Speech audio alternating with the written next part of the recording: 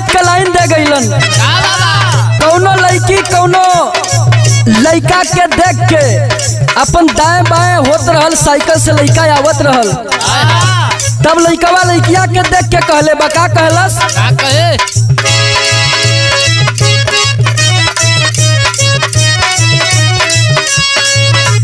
नामे तोहार दिल धड़केला, तबे ओढ़निया सरकेला।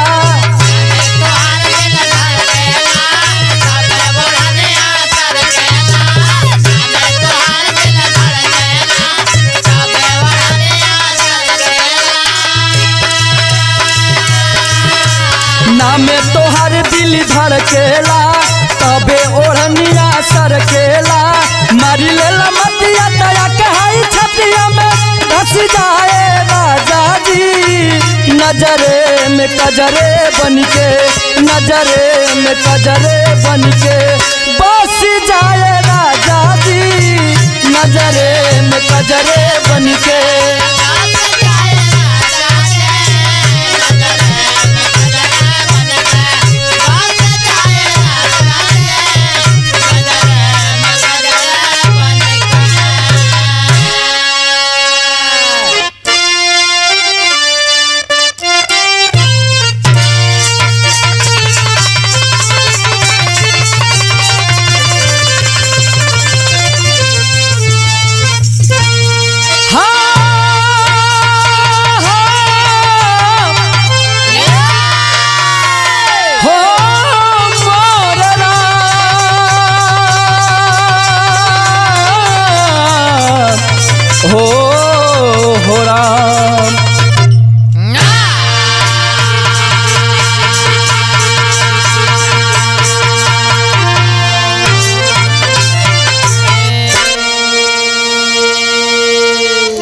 अच्छा भैया,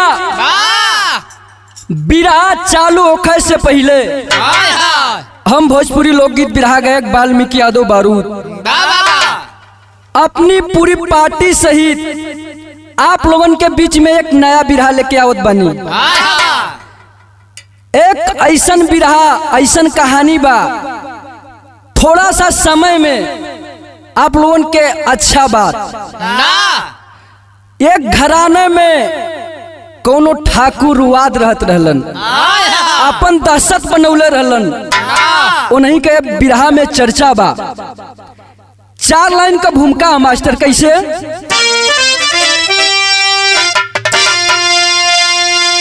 शासन प्रशासन का सत्ता सबल है, कब तक चले यहाँ जी हाँ हजूरी। घुट घुट के मरता है जिंदा नसीहती, गरीबी का होता यही मजबूरी। मनमानी चलता नहीं दर बदर, सबक सीख देना है बहुत जरूरी। रोटी बिलखती है इंसानियत तो, कहे बबलू कभी रखना बन करके दूरी।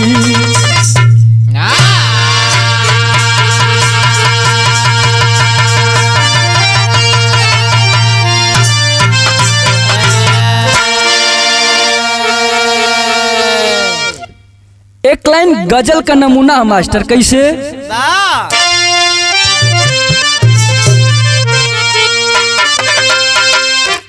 कौनो आशिक अपने मासूका के देख के कहले बा कि अगर आप आ गए हैं तो जाने का जिद नहीं करिए, अगर जा रहे हैं तो आने का वादा कीजिएगा।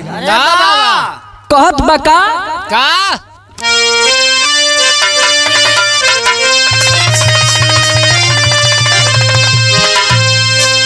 आ गए हो तो जाने का जिद ना करो,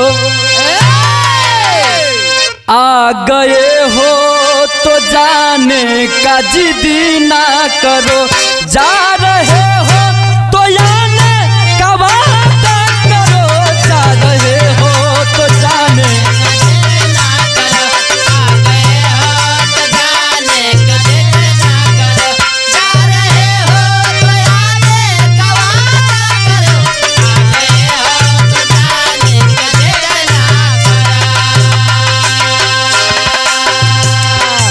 तरहल गजल है भैया।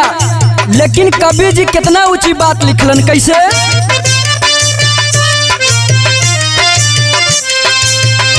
छोड़ इंसानियती ना हैवानियती करो,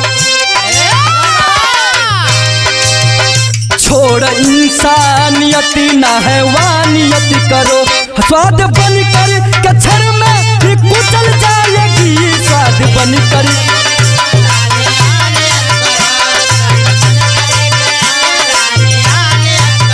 स्वाद बनकर कचर में ही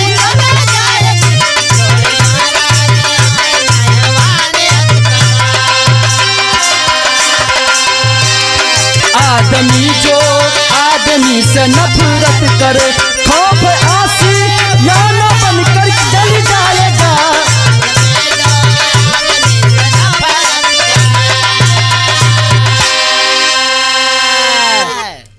ई तरह गजल भाव, लेकिन कहानी का चालू बा नजम में मास्टर रवि भैया, कैसे?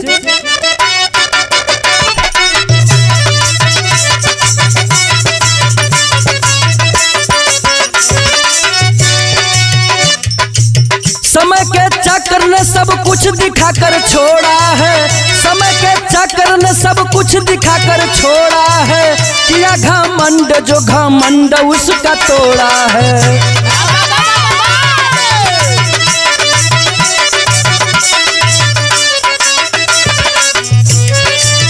वर्षों पहले किया कथा ये पुरानी है, वर्षों पहले की ये कथा बहुत पुरानी है, बड़ी दिलचस्प और गौर की पुरानी है।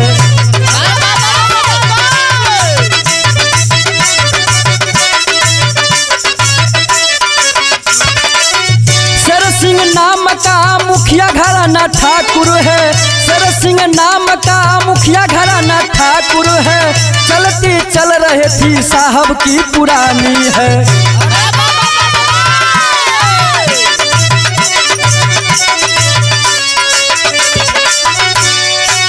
गाँव जवार में मनमानी चरम सीमा पर, गाँव जवार में मनमानी चरम सीमा पर, नजर रखता था नवा नोहर हसीना पर।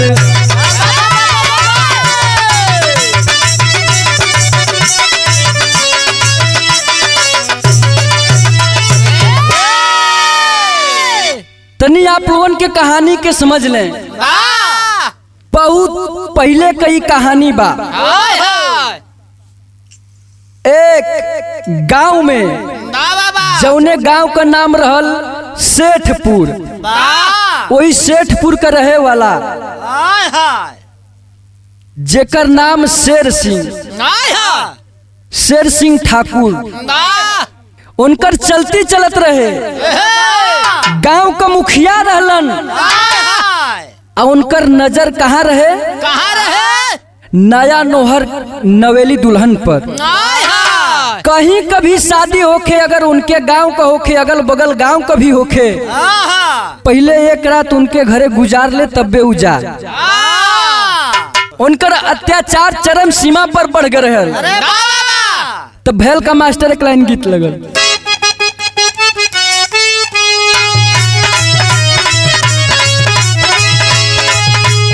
कौनो लड़की अपने रंगदार सजना से कहत रहल, का कहलस? छोड़ी दया जान गुंडा गर्दी हो,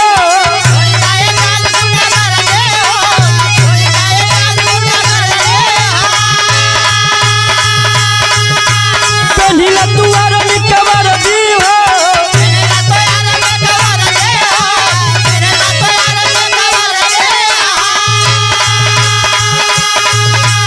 छोड़ी दया जान गुंडा गर्दी हो, पेन्हिला तुआर निकवर दी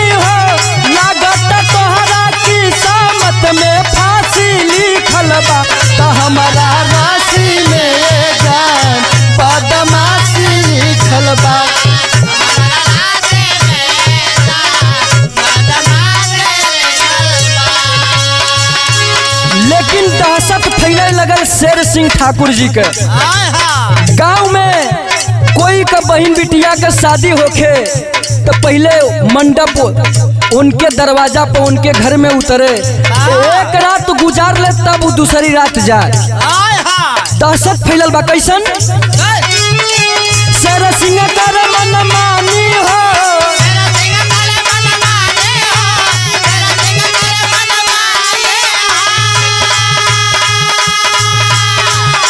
लड़की पतो नहीं जानी हो,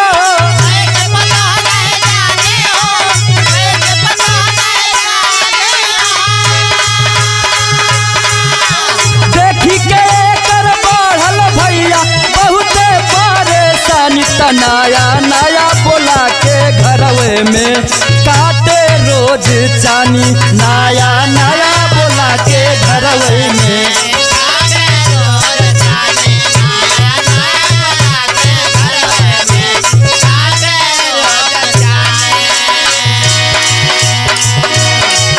गौआ नगर में एकर बढ़ल बाटे दहशत,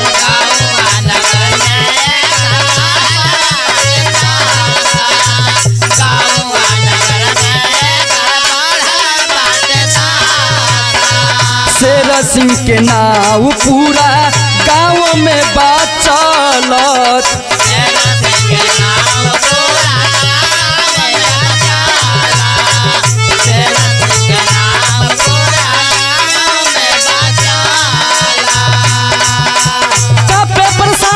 सुन के एकर कहानी ये भैया,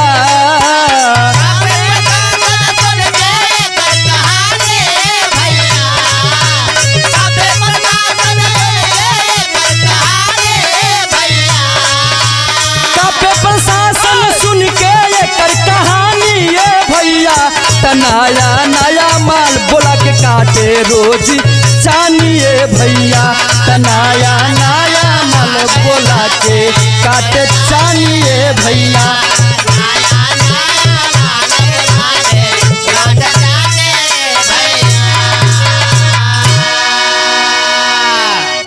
कोई का बहन बिटिया का अगर शादी होखे गांव में बारात आवे, डोली में बैठ के वो लड़की जाए तो पहला रात वो शेर सिंह ठाकुर के घरे उतरे, एक रात उनके संगे गुजारे, दूसरे दिन विदा करे।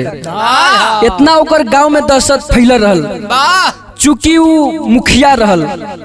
बिहार में लोग मुखिया कहलन, यूपी में लोग प्रधान कहलन। मुखिया रहल, ऐसे लोग कुछ बोल ना पावे, डर के मारे कुछ कहत ना हुआ। लेकिन आगे होत का मास्टर फिर गीत बदल गई।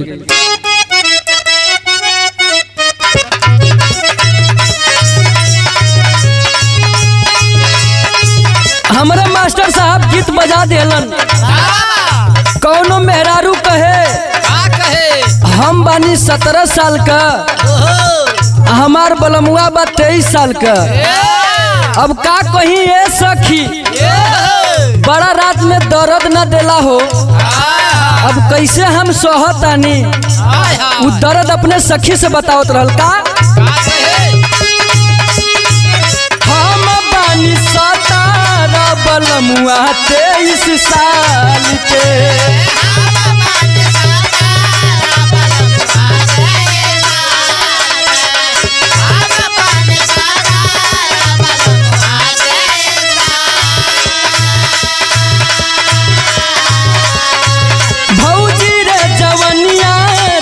खतरे में डाल के,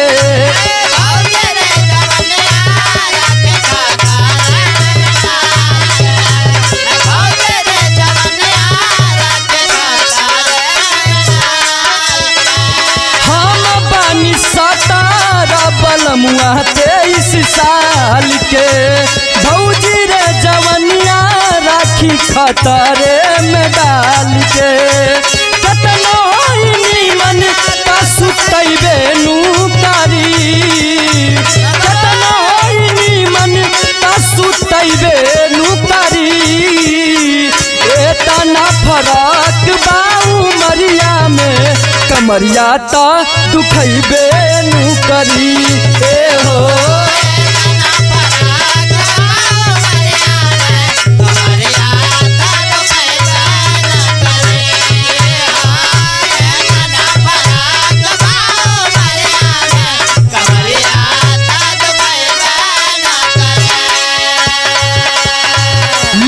लेकिन होता है का मास्टर, हिले लाई शासन सुन के हिले पर शासन।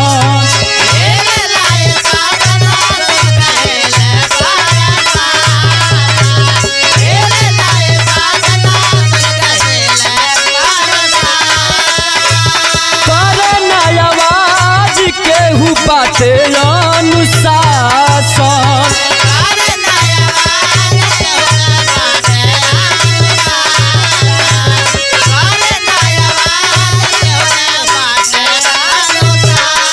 होई बर्दात त सतैबे नु करी, होई बर्दात त सतैबे नु करी, करी पुरफात भला केहू त थाना पुलिस डरैबे नु करी। ए हो करी पुरफात भला केहू त थाना पुलिस डरैबे नु करी।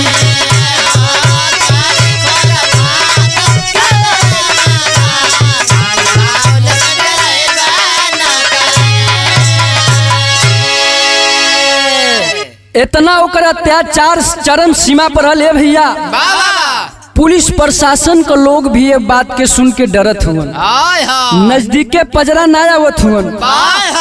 कोई अगर बात सनेस लेके पहुंच जाता के ए साहब हमरा घरे बेटी के शादी कैनी ऐसन ऐसन बात बा, कहीं से लोग आवता, कहीं का डोली जात बा त एक रात ओकरा घरे गुजारत बा। अब हमन के देखत देखत ना रह गईल, कोनो उपाय करी, लेकिन पुलिस प्रशासन लोग के चलत ना है। त आगे कहानी में होत का मास्टर विदेशिया में भाव लगल।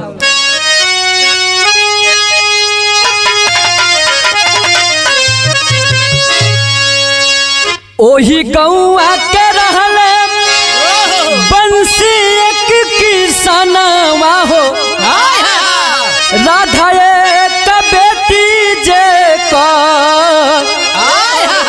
जानकी दुलाहिनिया, भइले सयान बेटी चिंता बढ़ल बाटे, अखिया में नाचत बाटे, राधा के सूरतिया, घर बर खोजी बंसी करे तैयारिया हो, कापेला बदन सुन के शेर के जुबानिया, इज्जता बचाई कैसे शेर सैतानवा से, जानकी से बंसी बोली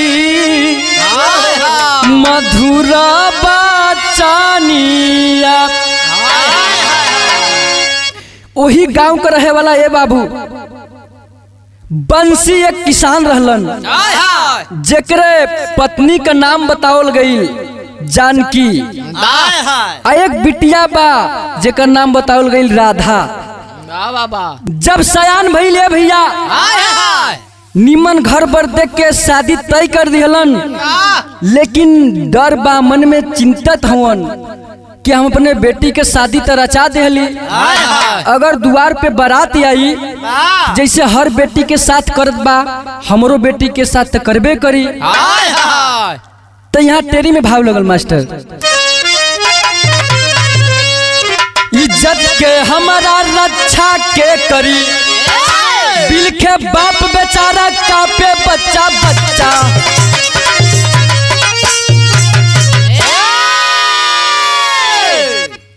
बंसी सोचत हुन कि कोनो काहे ना दिमाग लगाई, नहीं तो हमरहू बेटी का इज्जत लूट जाई। बंसी जी कैलन का यहाँ गीत बदल गई मास्टर, अरे गोरा का गईला, अरे बलमयला करिया, नौकरिया पिया छोड़ दा, अरे जनी जाए कोई लरिया न करिया पिया छोड़ दा।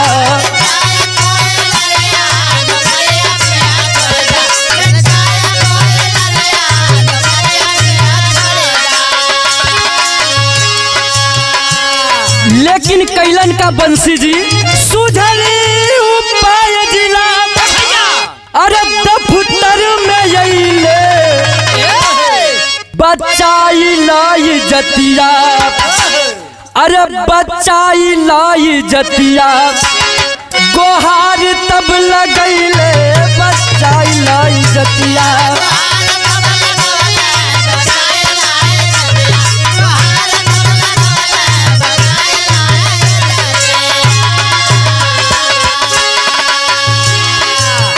गौआ के ठाकुर सिंह कर सायतानी हो।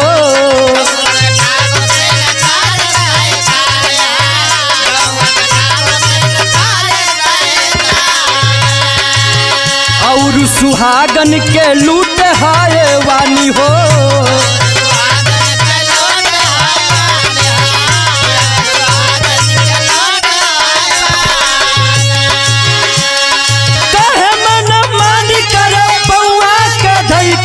बचाई लाई जतिया बचाई लाई जतिया गोहार आके कैले बचाई लाई जतिया।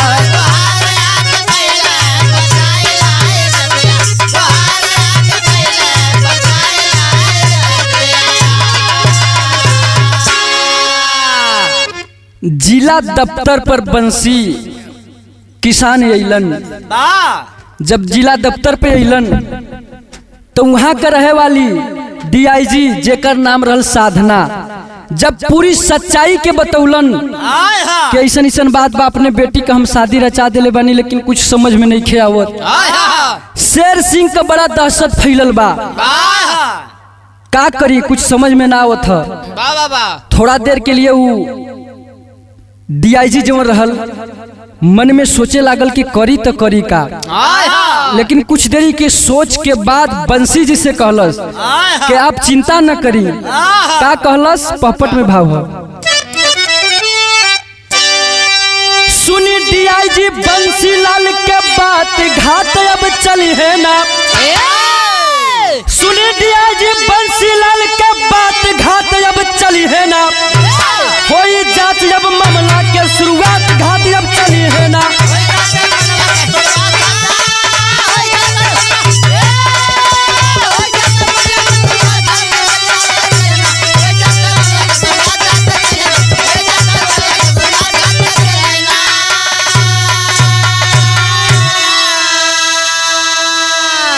जिला कलेक्टर रही साधना बोली धीरज बधाई हो। न्याय मिली है सिस्टर के हमारा वर्दी कसम सुनाई हो। अरे हजम न होला पपियन के जज्बात घात अब चली है ना। सुनी डीआईजी बंसी के अब बात घात अब चली है ना।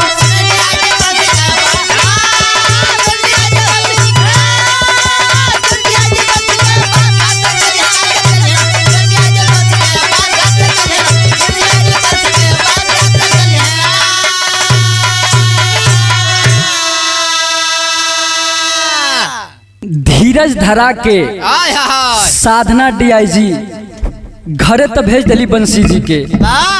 समझाओ तो इनकी बाबूजी टेंशन ना करी। आपको अगर बिटिया बा राधा तो हमरो बहिन बा। एक बहिन के नाते हम कोनो उपाय लगाई वो कर इज्जत के बचाई। कैलस का आल्हा में भाव लगल मास्टर।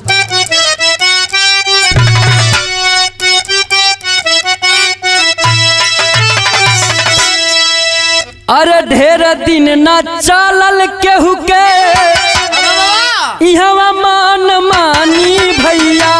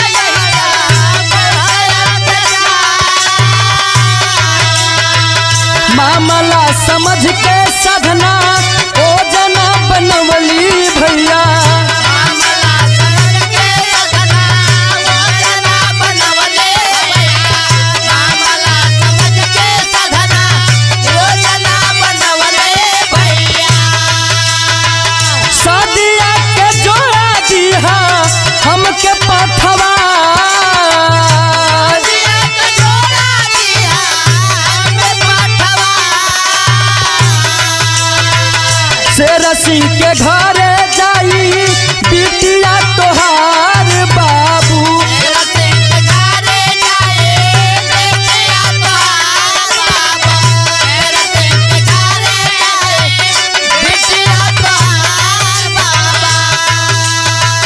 बन के दुल्हनिया साधना घर गइलिया,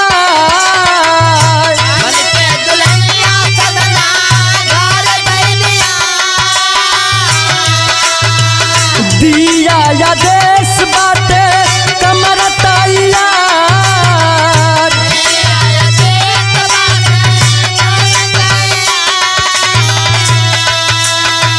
DIG अइली बाबू कमर के भितरिया भैया।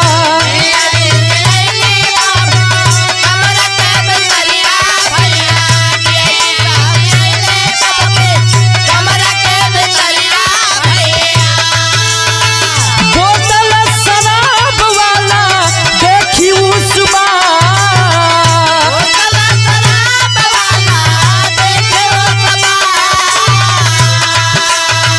पीछवा से ठाकुर साहब कमरा में घुस हो गईले।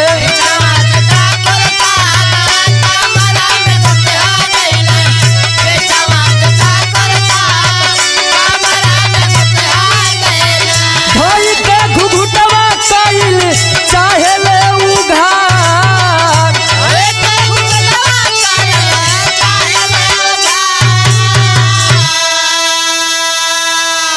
साधना DIG बंसी जी के समझौले कि आप घरे जाई, आप बिटिया का आपके जौन हमरे बहिन का जोड़ा बा दुल्हन का वो हमारा घरे बैठा दे। आपका बेटी दुल्हन बन के ना हम दुल्हन बन के जाई। और वो शेर सिंह ठाकुर जी के घरे जोड़ा भेजवावल गईल। आइल पहिन के 1632 आना जब सवर के दुल्हन बन के ठाकुर के घरे गईली, रूम में जब गईली हो भैया, शीशी शराब के रखे रहल मेज पर, देख के घबरा गईली। उपाय कोनो सुझत ना है। तब तक ले ठाकुर सिंह भी कमरा के अंदर अइलन। अब घूंघट के उठावल चाहत हुन। अब तो जौन चाहत रहे तो उ का जानत बा कि का यहाँ खेला होत बा। घूंघट उठा के जब ही देखल चाहल तो कैली का DIG साहब पिस्टल निकाल के 3 गोली धड़ धड़ सीना में उतरली।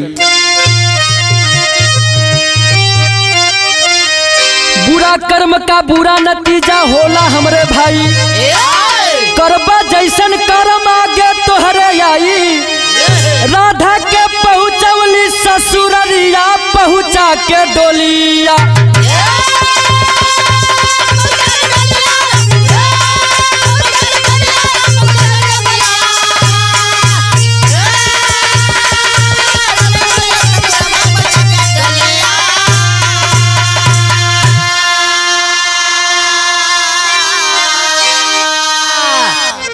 जब शेर सिंह मर गई पूरे गांव में डंका पिट गयल के आज एक जौन हमन के गांव में आतंकवादी रहल है, अत्याचार करत रहल, आज ओकर अंत हो गई। पूरा गांव खुशी बा ये भैया, पूरा गांव जुट के राधा के दुल्हन के तरफ सजावल गयल, डोली में बैठ के विदा कइल गई।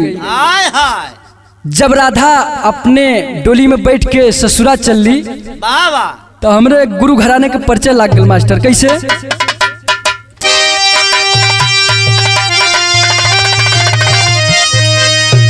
गुरु बिहारी, गुरु गणेश, गुरु रामलाल गुरकारी, स्वर्गगत चंद्रिका कवि बच्चन का विजय बलिहारी।